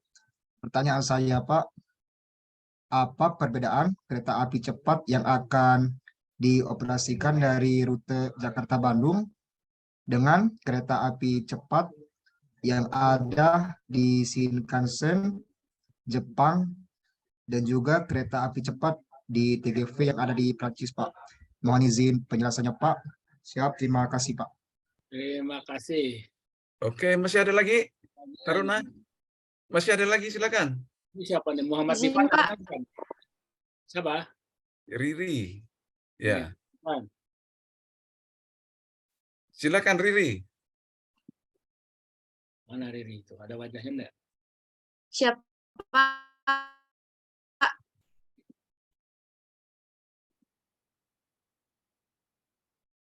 Izin, Pak. Selamat pagi. Izin memperkenalkan diri. Nama Taruni Remaja Riri Amanda M. Yunus, Pak Prayudi. Izin bertanya, Pak, jika kereta api listrik komuter Jabodetabek sekarang juga termasuk kereta api modern, mengapa bukan jenis kereta api itu yang ditambah jalurnya, Pak? Mohon izin arahan dan bimbingannya, Pak. Terima kasih. KRL maksudnya. Ya. Kenapa nggak KRL gitu ya, Mbak Riri ya? Siapa? Ya, mantap. Masih ada lagi Nih, dari STTD? Mohon izin, Pak. Oke. Mantap. Siapa? Selamat pagi, Bapak. Mohon izin memperkenalkan diri. Nama Taruni Remaja Septa Dastuti, notar 21013660, asal kampus PTDI STTD. Mohon izin, Bapak, izin bertanya. Saat melintas di Jalan Rasuna Said Kuningan, Jakarta, dijumpai tiang-tiang bangunan besar-besar. Nah, informasi yang saya dapat bahwa tiang-tiang itu semula akan dibuat kereta monorail, tetapi tidak jadi, Pak. Nah, jika boleh tahu, apakah kereta monorail itu juga termasuk kereta api modern, dan kenapa tidak jadi dibangun? Mohon izin penjelasannya, Pak. Siap, terima kasih, Pak. Bagus sekali pertanyaannya, kita juga bingung. Pak, ada Irfan Bimo, Pak, dari ITL, Pak. Irfan Bimo, ayo silakan. Irfan Bimo. Selamat pagi, Pak. Mohon izin bertanya. Ya, silakan. Pertanyaan saya terkait dengan sinyal telekomunikasi di handphone nanti pada penumpang. Contohnya kan yang sudah kita tahu itu MRT ya. MRT itu sempat beberapa operator dari telekomunikasi itu hilang sinyalnya ketika memasuki underground. Nah, apakah nanti untuk kereta cepat dengan kecepatan 300 hingga 3,5 kurang lebih, sinyal telekomunikasi pada penumpang itu akan stabil atau tidak? Itu saja sih, Pak. Terima kasih. Selamat pagi. Terus tanyanya. Siapa lagi? Taruna Masih ada? Itu Muhammad Diva Taruna bukan? Bukan, Pak. Saya dari ITERA, Pak. Oh, dari ITERA. Ya, nggak apa-apa. ITERA mahasiswa kan? Ya, Assalamualaikum warahmatullahi wabarakatuh. Izin memperkenalkan diri. Mohon maaf, saya lagi di luar di Stasiun Manggarai, jadi suaranya kecampur-campur. Ya. Begini, Pak, kan mungkin saya agak sedikit out of topic ya, Pak, soal masalah persinyalan. Cuma saya persinyalannya itu seputar di dalam kota Jakarta. Jadi selama ini kan beberapa bulan terakhir itu kan Jakarta sedang mengalami switch over persinyalan besar-besaran, Pak. Di mana persinyalan tersebut diubah dari sistem lama seperti SSI pindah ke PT LRS Silvu 4000. Cuman permasalahannya gini, Pak. Pada saat switch over itu tidak diimbangi oleh yang namanya peningkatan safety device, Pak. Atau istilahnya kayak pemasangan automatic train stop gitu, Pak. Nah, kenapa di Jakarta sendiri pada saat switch over itu tidak dipasangi sekaligus alat keamanan tersebut, Pak? Di mana alat tersebut kan bisa sebagai warning pada kereta itu sudah melebihi touchpad yang sudah diberikan oleh lintasan, Pak. Kurang lebihnya demikian, Pak. Cukup ya, Taruna ya. Taruna dan dari mahasiswa. Pak Prayudi kan ini mendapat kesempatan langsung untuk menanya kepada pakarnya. Pak Pray, kami persilakan Pak untuk adik-adik Taruna dan mahasiswa. Terima kasih. Baik, terima kasih Pak Wendy. Ini ada beberapa pertanyaan yang bisa itu. Pertama dari Pak Nuradi, salam ketemu Pak. Salam sehat semua. Ini terkait dengan APMS, betul Pak, bahwa 4 itu yang diimplementasikan di APMS di Bandara Soekarno-Hatta. Jadi tanpa harus ada masinis. Yang kedua adalah dengan JICA. Dulu memang ada Pak, tahun 2002 ini, sekarang baru ini aja. 2002 kita ingat Pak, ada namanya Argo Cahaya Pak. Argo Cahaya itu adalah impian kita dari Jepang Loan, JICA, untuk mengimplementasikan Jakarta-Surabaya 350 km high speed train. Kita nyebutnya Argo Cahaya, tapi tidak realisasi gitu. Baru realisasi kemarin ini. Jadi memang itu hampir mirip, tetapi dengan teknologinya masih teknologi yang tahun 2000-an Pak, eranya itu ada menggunakan Shinkansen teknologi, bukan yang teknologi sekarang Pak Nur. Jadi itu dua pertanyaan. Yang kemudian dari Pak Bambang, edukasi paradigma ini memang ini salah satunya Pak, bahwa semuanya backbone-nya, base-nya adalah railway transport gitu. Semuanya dengan perkeretaapian. Permasalahannya adalah selama ini beberapa titik perkeretaapian kita itu memang belum menyentuh direct langsung ke titik-titik kumpul di permukiman. Ini mungkin nanti PR nanti bisa itu Pak Dirjen ya. Artinya Pak Dirjen bisa menjawab untuk bahwa ada perkembangan kita ke depan seperti apa itu. Kemudian terkait dengan autonomous itu ada Pak Bimo. Jadi memang yang waktu itu disebutkan bahwa akan dipasang di Bali itu sudah ada Pak, sedang uji coba di China dengan teknologi sensor. Jadi rel itu tidak lagi bicara di rel, tetapi teknologi kereta yang sang Pak, sensor di tengahnya itu, dan sekarang dalam taraf uji coba. Bali itu dilakukan karena pertama adalah ada aturan adat Pak, budaya. Dia tidak boleh lebih dari 3 meter. Akibatnya adalah kita kesulitan dalam hal kita bikin elevated. Yang kedua, kalau kita pasang underground, biayanya 3,5 kali lipat daripada air grade. Nah, mungkin salah satu adalah autonomous inilah yang memang teknologi yang digunakan di China yang sekarang memang sudah run Pak. Itu bukan hoax, tapi itu benar Pak. Itu Pak. Kemudian terkait dengan Amerika. Nah, Amerika ini memang ketinggalan terhadap perkeretaapian di dunia. Yang maju ini Pak sekarang reference kita yang terbaik adalah di Swiss Railway.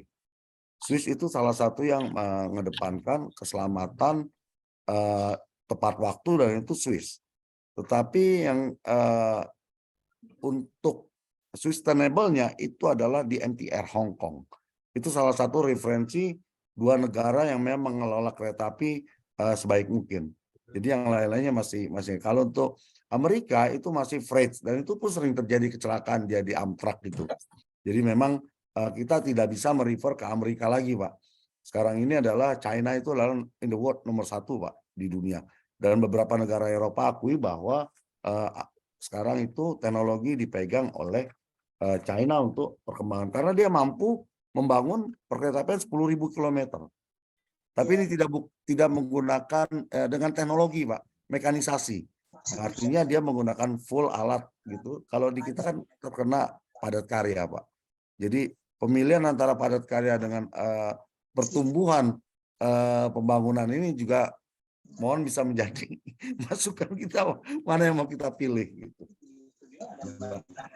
Kemudian Pak Paulus, ini yang identifikasi sudah ada Pak teknologi ini kemarin. Jadi untuk identifikasi jumlah penumpang itu tidak bagian dari sebuah teknologi di infrastruktur kita.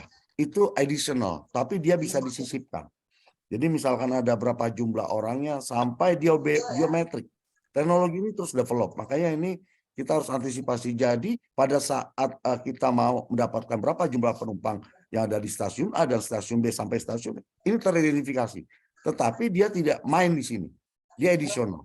Dia ada additional software yang ditambahkan sampai setiap orang itu teridentifikasi, Pak. Jadi orang masuk aja langsung kebaca, langsung dengan jaminan sosial mungkin bisa, Pak. Nah ini the new teknologi. Makanya salah satu seminar kita ini, Pak, hari ini ya itu yang kita bicarakan bahwa sudah ada penawaran-penawaran itu untuk menghitung jumlah penumpang yang kaya dan miskin juga bisa kebaca, Pak, sekarang. Itu Pak Dirjen. Jadi memang teknologi bagus.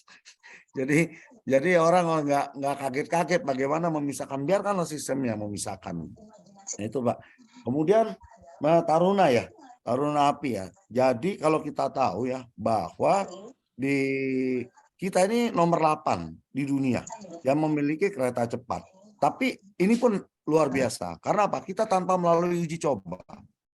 Di Jepang Shinkansen itu sudah mengalami 15 kali uji coba. Pertama kali dari tahun 1963 sampai tahun 2007. Dan dia masih di 350. Ya, kemudian Jerman juga mengalami 11 kali uji coba.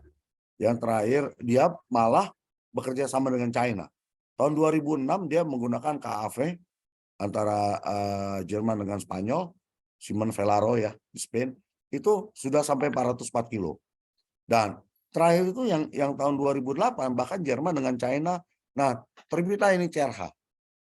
Kemudian Prancis juga mengalami 5 kali uji coba. Yang tercepatnya itu Prancis tahun 2007 dia mencoba 574 km per jam dengan V150. Ya, kemudian Italia baru 1 kali. Itu pun cuma 319. Kemudian Spain yang terakhir itu di 2002 dia 362 kilo dengan menggunakan sarana AVS 102. Itu dari pabrikan Talgo. Nah, di Korea itu baru 2004. Itu pun di lumayan 352. Nah, di China dia beberapa kali mencoba dari 2002 sampai 2010. 2010 itu 486. Nah, kita yang dikasih ini yang terbaik. Salah satu yang terbaik karena memang running operationnya ada 350. Tetapi design speednya 420. Tadi hasil dari presentasi uji cobanya sampai di 520 untuk boginya. Jadi memang ini safe. Gitu. Artinya selain safe, jadi jauh dari desainnya itu dengan kecepatan operasinya. Itu ya dari Astra. Kemudian Mbak Riri KRL ditambah. Ya, Mbak Riri yang KRL ini beda teknologi. Kalau KRL itu masih fixed block. Ya. Jadi kenapa kita butuh yang namanya GOA? Ini untuk meningkatkan kapasitas. Sepanjang kita masih manual seperti sekarang dengan KRL, dengan fixed block, artinya dia masih ada idle time. Sementara dengan GOA 3 ini sudah tidak ada idle time. Dalam satu petak itu bisa, kalau yang fixed block sekarang ini, maksimal paling jauh 2 atau 3. Tetapi dengan teknologi yang baru ini, bisa puluhan kereta dalam satu blok yang dilewati. Sehingga intensitas HP-nya maupun peningkatan penumpangnya jauh luar biasa lebih besar. Terkait dengan ini monorail saya juga belum tahu barangkali kenapa monorail tidak ditindaklanjuti dan sekarang itu diganti KRL. Kemudian Mas Ariel Vandimo ya terkait dengan frekuensi. Kayaknya untuk di high speed train dia sudah ada penguatannya. Sehingga penumpang itu nyaman dengan 1 sampai 3 desibel. Ini tidak seperti yang ada di MRT. Di MRT karena mungkin dia kan blok ya di terowongan, sehingga pada saat itu ada area yang blank spot sehingga lebih sulit, berbeda dengan yang ada di HSC ini. HSC dia clear. Jadi meskipun dia di sama-sama 900 dia tidak terjadi interference.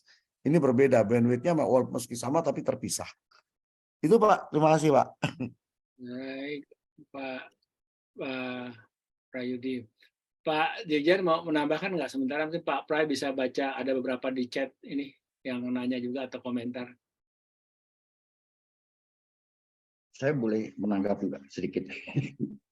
Bentar dulu saya tanya. Pak Rizal ada mau menambahkan enggak?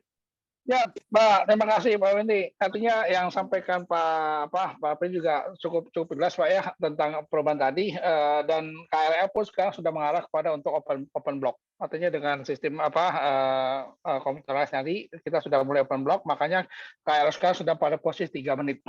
Yang kedua tadi Pak Bambang juga masalah kereta menunggu enggak Pak. Kalau KRL enggak menunggu karena sesuai dengan jadwal yang ada. Terganggu iya, bukan menunggu kereta api terganggu, kan ini ada KLB, itu mau terganggu ya, tapi tidak mengganggu terlalu lama. Jadi kita nggak menunggu, yang menunggu ya Pak, kereta perkotaan yang ada di luar KRL. Kenapa begitu? Ya tadi, karena mereka membutuhkan dinamisasi waktu perjalanan. Contoh kasus ada pada saat YIA, terpaksa nunggu sebentar karena pesawat berturun, adanya perubahan jadwal pesawat. Jadi agak menunggu. Ya, dan itu nggak lama kok Pak, yang menunggu itu karena kebutuhan dari penumpang yang minta tunggu karena keterlambatan datang pesawat, misalnya seperti itu terjadi untuk di beberapa kota. Terhadap tadi ya, kalau masih baru datang ahli di Prancis, kenapa di Indonesia bicaranya LRT sama MRT, sementara mereka lagi metro dan lain. Dan ini memang kita pernah mendefinisikan Pak Wendy kelompok-kelompok LRT dari AGT, kereta gantung, monorail dan lain-lain itu masuk kelompok AGT dengan standar yang kita keluarkan dari kenapa kita sebut LRT dan kenapa kita sebut dengan MRT. Itu punya tadi pertanyaan monorail pun terlalu banyak jenis-jenis yang ada di dunia ini, dan di kita yang akan kita mulai adalah kereta gantung. Kemarin ada dari Cina 2 model yang akan digunakan kereta gantung ini. Nanti yang mari kita pilih belum kita lakukan di dalam hal ke depan ini mengenai masalah monorail tadi. Itu beberapa pertanyaan dari adik-adik yang tadi belum sampai Pak Haruni, termasuk perbedaan antara Shinkansen, KCJB dengan TGV. Sebenarnya kembali pada teknologi negara masing-masing negara ya, ada ya masalah TGV itu dengan magnetic flap, artinya dengan teknologi bagaimana kereta cepat digunakan dengan sistem magnetik. Sementara kalau kita bicara KCJB dengan Shinkansen sebenarnya ada sama sistem yang digunakan cuma satu, berbahasa Jepang dan berbahasa Cina. Saya nggak tahu siapa yang nyontek. Nah yang terbaru nanti adalah pada saat kita membangun LRT fase 4 dari Fatmawati ke Taman Mini itu hampir sama dengan LRT Jakpro menggunakan teknologi baru dari Korea. Apakah ini nanti saran Pak Suryanto kita jadikan di sini sebagai bagaimana persyaratan itu bisa menjadi satu, atau kami lihat Pak, apakah itu suatu peningkatan teknologi baru atau memang malah sosok aja. Kalau sosok kita pertimbangkan apa yang disarankan Pak tapi kalau di teknologi baru kami pun harus belajar Pak terhadap teknologi baru ini, mana yang akan kami pilih ke depannya sebagai Indonesia ke depan nantinya, yang saat ini pun kita sedang membuat kereta cepat konsorsium daripada ITB dengan BRIN yang nantinya akan diuji coba di Makassar Parepare, kereta api kecepatan 160 km per jam.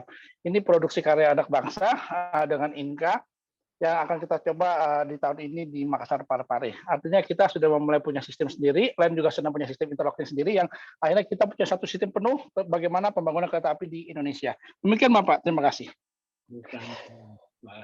Tandemnya antara Pak Pray dengan Pak Dirjen luar biasa. Saling melengkapinya. Terima kasih ya Pak. Ini masih ada 2 yang resen, satu Pak Rasman Ginting, satu Pak Bambang mungkin ingin menambahkan lagi. Ini mungkin yang terakhir ya, silakan singkat-singkat, nanti setelah itu kami kembalikan ke Pak Pray lagi dan Pak Dirjen. Silakan Pak Rasman Ginting.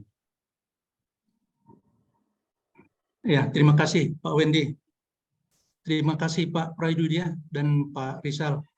Jadi paparan hari ini saya kira cukup bagus membuka wacana kita tentang teknologi perkeretaapian.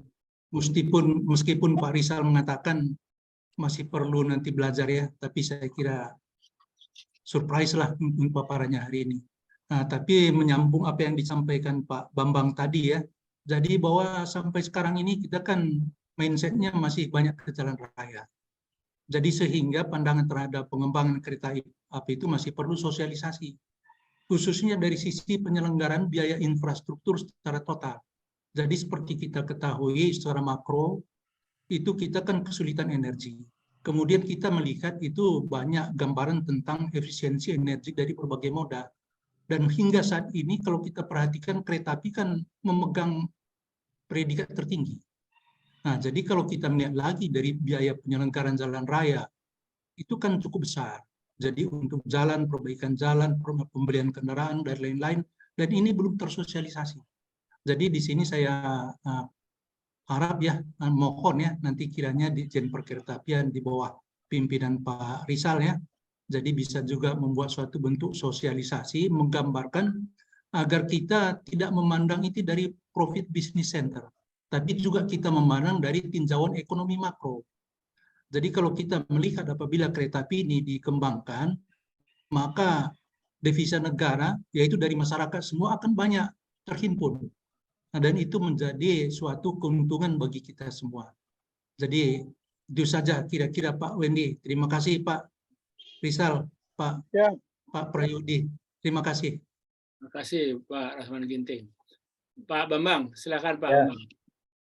Baik Pak, menyambung Pak Rasman ini, kita mungkin gayung bersambut ini Pak. Jadi saya kira ini kan ada dua hal yang dibicarakan tentang kereta ini adalah yang pertama itu kan kereta antar kota ya. Nah antar kota ini pasti kita bicara tentang kereta cepat ya. Apakah itu Shinkansen ataukah mungkin juga ada Eurorail ya, di Eropa itu juga sekarang sudah mencapai 400 km per jam kalau nggak salah seperti itu. Jadi yang mana yang kita mau gunakan itu sangat tergantung dari teknologi kondisi seperti apa di Indonesia yang ingin diterapkan gitu. Nah, yang kedua itu kan kita bicara tentang kereta di dalam kota, Nah, saya kira tadi Pak Prayudi sudah menjelaskan bahwa ini bukan hoax, bahwa yang namanya autonomous ya kereta yang mau diterapkan di Bali itu betul adanya. Dan ini masih dalam uji coba di Cina gitu. Nah, saya melihat bahwa ya yang namanya autonomous KRL ini menurut saya sangat penting Pak di Indonesia. Ini dalam banyak hal bisa teratasi dengan autonomous kereta ini. Yang pertama itu masalah lahan ya. Kalau kita bangun kereta, itu pertama kita harus bangun rel Pak. Itu pembebasan lahannya itu udah mungkin agak sulit, mahal. Nah, sehingga dengan adanya autonomous ini kalau kita ambil contoh di Jakarta aja misalnya ya, itu jalurnya busway bisa digantikan kok sama autonomous kereta gitu ya. Itu bisa digantikan, ngapain kita harus pakai busway gitu. Misalnya contoh seperti itu Pak. Nah sehingga itu mengatasi masalah lahan ya, biaya tinggi juga kita bisa atasi. Nah kemudian juga yang kedua itu masalah kelembagaan ya. Masalah kelembagaan bahwa misalnya nanti kita bicara tentang stasiun itu miliknya pusat gitu, kemudian di luar stasiun adalah miliknya daerah gitu. Dengan adanya autonomous di jalan raya ya Pak, kereta di jalan raya ini menurut saya menjadi sangat penting. Nah sehingga Pak, saya sih mengusulkan saja mumpung ada forum yang sangat bagus kali ini adalah barangkali kalau memang ini dianggap penting di Indonesia, kenapa tidak segera aja kita melakukan kerjasama Pak dengan Cina gitu ya. Ini dalam hal pertama itu misalnya bahwa PT Inka mungkin perlu bekerja sama dengan Cina untuk membuat kereta yang otonomous tadi itu gitu. Itu yang pertama, segera saja gitu. Karena ini kalau sampai banyak diterapkan di Indonesia, ini merupakan pertama kali di dunia Pak. Karena di Cina sendiri masih uji coba gitu. Nah, ini apakah bisa dipertimbangkan ya kerjasama dalam memfabrikasi kereta yang autonomous tadi yang mau diterapkan di Bali itu Pak. Itu saja Pak Wendy. Terima kasih. Terima kasih masukannya Pak Bambang.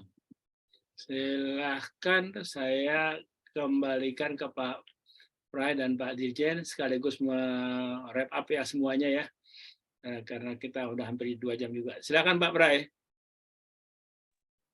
Kalau untuk pertanyaan Pak Herman Ginting ini Pak Dirjen Pak, karena terkait dengan pembiayaan Pak. Kayaknya kedua-duanya ini Pak Dirjen Pak pertanyaannya. Ini karena tidak di teknis gitu Pak. Izin Pak Wendy itu Pak. Ya. Silakan Pak Dirjen. Ya, terima kasih Pak Rasman, Pak Bambang. Artinya dari pertemuan ini yang bersifat usulan kami akan terima, kami akan pelajari usulan tersebut, dan pastinya kami akan kembalikan ke kawan bapak-bapak dosen yang untuk membantu membagi pola pikirnya Pak itu loh. Artinya pada saat itu given kami butuh shortcut dari bapak seperti apa harus kami lakukan ke depan. Yang kedua dari Pak Bambang agak serius banget ini masalah autonomous. GO3 itu otonomous Pak kita nyebutnya, GO4 itu otonomous. Kalau kita inginkan otonomous seperti Jepang di mana relnya pun virtual, itu cerita panjang Pak. Gitu lah. Artinya mereka pun sedang uji coba konsep kereta dengan rel virtual tadi. Kalaupun nanti otonomous yang seperti GO3 atau GO4, ini sudah kita proses untuk Bali, tapi dia underground Pak, tidak elevated. Jadi Bali ini pembahasan terakhir itu adalah dari Bandara Suta ke Kuta sampai ke daerah hiburan baru Pak, dari daerah ada 3, jadi sepanjang 9 km yang sudah direncanakan yang akan segera diproses pembangunannya, tapi dia underground, tidak elevated, tidak juga elevated, karena masih ada beberapa daerah yang menolak adanya kegiatan di atas kegiatan ibadah di kawan-kawan di Bali. Itu kita pelajari Pak. Jadi otonomous, kalau otonomous yang Bapak maksud GO3, GO4 kita sudah punya. Tapi kalau otonomous yang Bapak maksud dengan menggunakan rel virtual, kami bisa bicara masih agak jauh karena struktur dari sisi transport kita masih agak beda dengan teman-teman yang lain. Itu terkait dengan Pak Bambang tadi, Pak Bambang ya. Tapi kalau dari BRIN siap untuk provisi kami untuk ke arah sana, kita siap aja Pak. Artinya kenapa kami pun sedang menyiapkan bagaimana menguji otonomous nanti baik kendaraan pribadi untuk baik bus maupun kereta api di STTD Pak. Di tempat pengujian kami yang proving ground yang sedang dibangun dengan Jepang di Balai Pengujian Layak Jalan Kendaraan Motor, kami juga menyiapkan menguji untuk kendaraan otonomus. Kalau itu sifatnya sama dengan otonomus perkeretapian, maka kita punya tempat ujinya Pak. Ya, kalau itu berbeda, kami juga tidak harus membuat alat uji sendiri untuk otonomus tadi. Kira-kira itu Pak terkait dengan otonomus karena banyak yang harus berubah ke depannya di dalam persiapan kereta api. Selanjutnya, ya Pak, kami juga nanti akan bagaimana bersosialisasi kepada masyarakat terhadap apa yang menjadi manfaat kereta api. Dan secara jujur kita pun masih agak galau-galau sedikit Pak, agak andilau terhadap kereta api ini. Dibilang mahal, ya mahal, dibilang murah, ya murah. Murahnya karena PSO, karena kita subsidi. Nah ini izin Pak Wedi dikit waktu Pak Wedi. Terhadap PSO, kalau Bapak kembali kan rame tuh si kaya dan si miskin. Sebenarnya itu adalah konsep lama yang sudah kita turunkan bagaimana pemerintah itu bisa lebih efisiensi dana APBN melalui tadi penggunaan PSO. PSO yang kita gelontorkan semakin besar PT KAI dan tahun ini turun ke 2,6 untuk Jakarta 1,6 triliun Pak PSO yang diturunkan untuk penumpang. Nah kalau Bapak bicara tadi bahwa data penumpang naik turun, bahkan kami sudah punya Pak per stasiun dan miskin yang kaya kita punya Pak sesuai dengan data Kemendagri Kemensos kita punya tingkatan masyarakat yang turun per masing-masing stasiun. Nanti itu pada saat yang kita sebut dengan PSO tepat sasaran itu tidak mengganggu sama kali proses seperti saat ini. Mereka tetap ngetap seperti biasa. Cuman ada cumanya Pak itu. Sekarang dalam kartunya ada data masing-masing orang yang kami ambil dari Kemendagri atau Kemensos ya, sesuai dengan data mereka. Kalau mereka kelompok dari masuk kelompok yang dianggap kurang mampu PSO maka akan kita PSO. Tapi kalau mereka yang kelompok masuk orang yang lebih mampu dan jauh mereka tidak dapat PSO ataupun PSO-nya beda Pak. Jadi kita hitung kalau kita pakai PSO tepat sasaran maka hanya 300 miliar Pak. Masih ada 1,3 yang bisa kita alihkan untuk mensubsidi yang lain, untuk membuka daerah baru, memberi subsidi baru atau perintis tadi terhadap revitalisasi angkutan kereta api Pak. Jadi bisa seperti itu yang kita lakukan. Nah terhadap tadi juga jalan Pak gitu loh. Kami akan menguji coba juga nantinya bagaimana untuk angkutan barang. Angkutan barang itu bagaimana truk bisa naik ke atas kereta. Nah, uji coba kami akan kami lakukan di Makassar Parepare. Kalau konsep ini berhasil pun, Pak Dirjen Darat pun sudah minta. Kalau itu berhasil, kami akan menjadi salah satu pola juga untuk penanganan odol di seluruh Indonesia, Pak, yang ada di jalur kereta api. Konsepnya nanti mereka akan naik kereta api. Dari data kami yang kami punya itu, dari usulan mereka investor yang akan melakukan konsep ini, mereka untung dengan menaikkan kereta api. Walaupun angkutan barang yang diangkut itu lebih kecil. Karena apa? Paletnya adalah truk. Namun, ada namunnya Pak gitu loh. Mereka tidak kehilangan SDM, artinya tidak membuat dampak sosial. Karena apa? Supir-supir yang ada di perusahaan tetap bekerja. Jadi kalau sisi perusahaan yang saat menggunakan truk nggak pengaruh Pak, gitu loh. Masalahnya di operator kereta api, gitu Pak. Itu bagaimana terhadap total jumlah angkutan barang yang diangkut terhadap biaya yang penggunaan kereta api tadi. Ini sedang kami pelajari.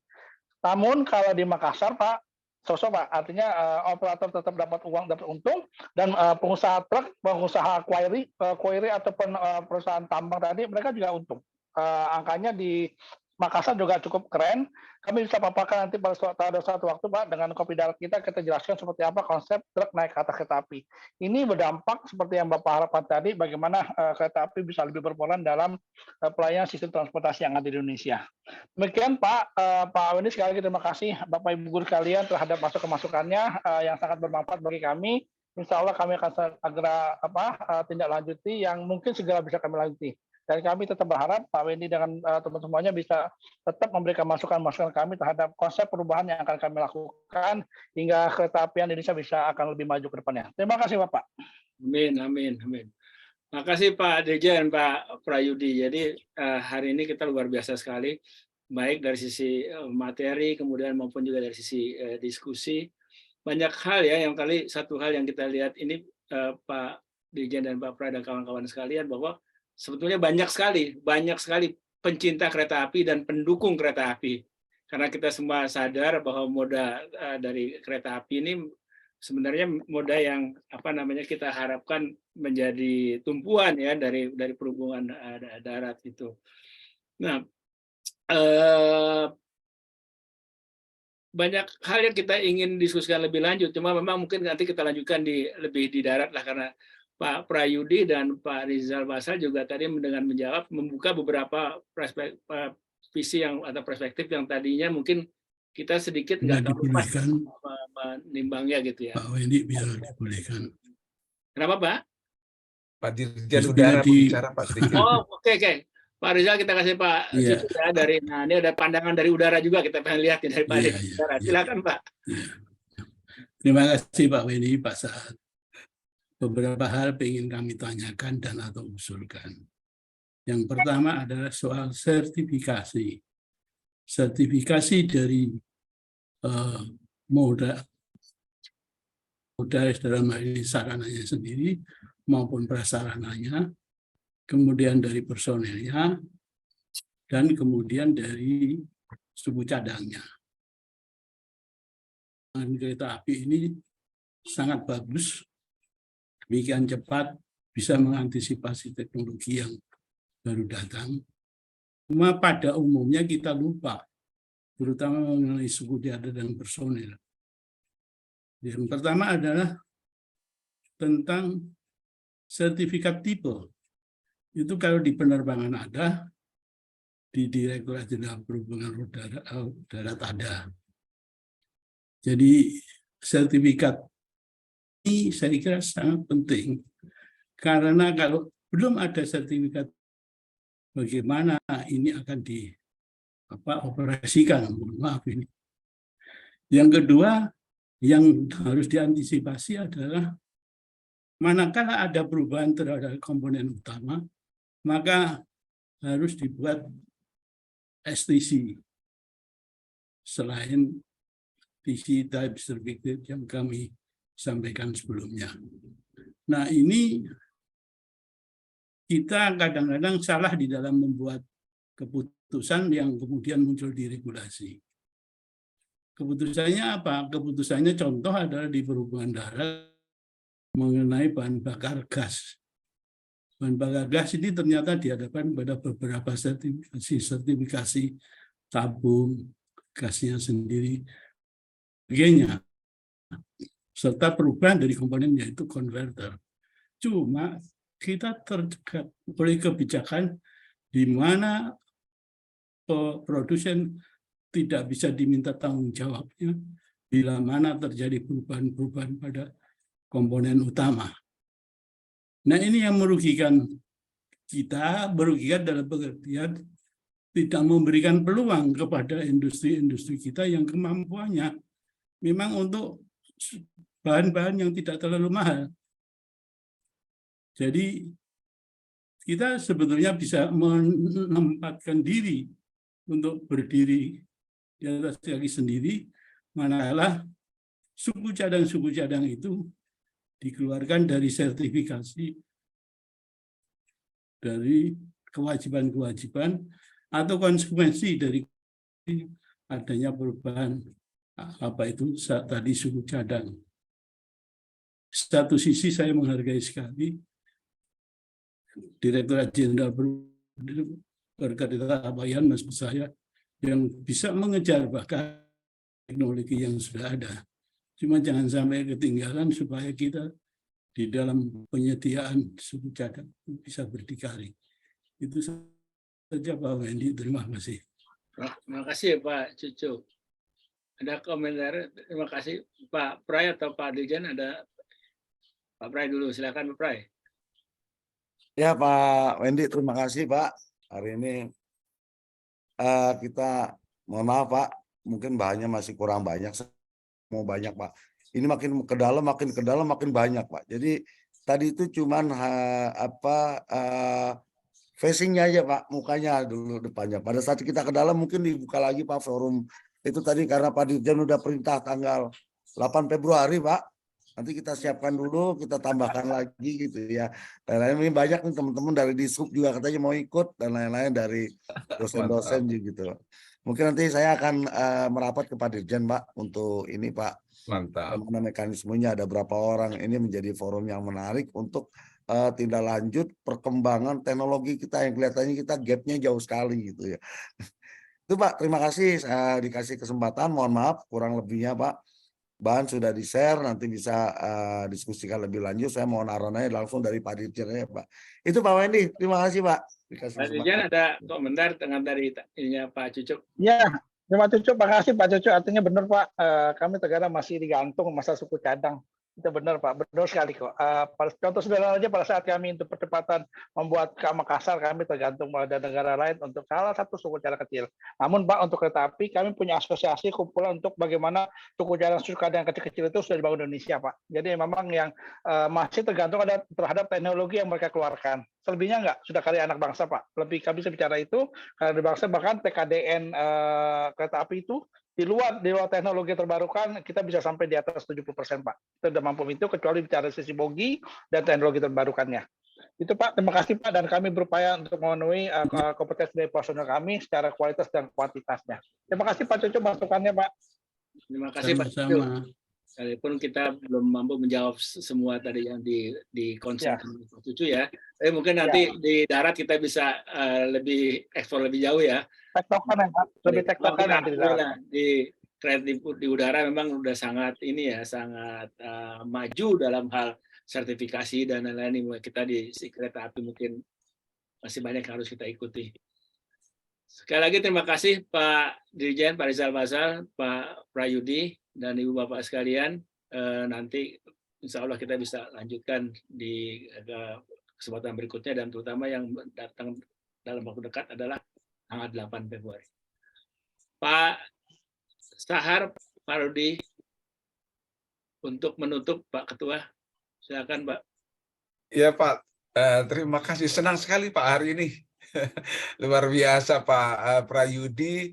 Pak Prayudi ini koleha dosen di ITL Pak. Jadi hari ini Pak Prayudi disupport oleh Dirjen Kereta Api 2 Dirjen Kereta Api, 2 Dirjen Perhubungan Udara, KBPSDM, dan banyak lagi nih Pak.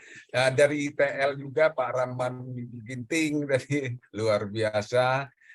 Terima kasih, semoga nanti kita lanjut Pak tanggal 8 Februari on track di kereta api Jakarta Cirebon. Demikian, terima kasih ke Pak Wendy sudah setia memandu acara Suara Dosen Tran, nggak kerasa sudah 56. Terima kasih banyak Pak ke Pak Dirjen Perkeretaapian Pak Prayudi. Demikian Pak Wendy, terima kasih. Mungkin kita foto Pak. Foto dulu ya. Tolong buka kameranya semua, kita kesempatan langka ini kita foto dulu, kita buka, kita hitung 1, 2, 3, halaman pertama belum, maaf, halaman pertama, halaman pertama, halaman berikutnya, halaman kedua, udah banyak yang nggak pakai foto, nggak apa-apa, paling nggak namanya kita catat. Kemudian di halaman ketiga. Saya kira itu yang bisa kita dapatkan, maksimalkan pada hari ini. Terima kasih banyak kepada Ibu Bapak semua dan mohon maaf bila ada kekurangan.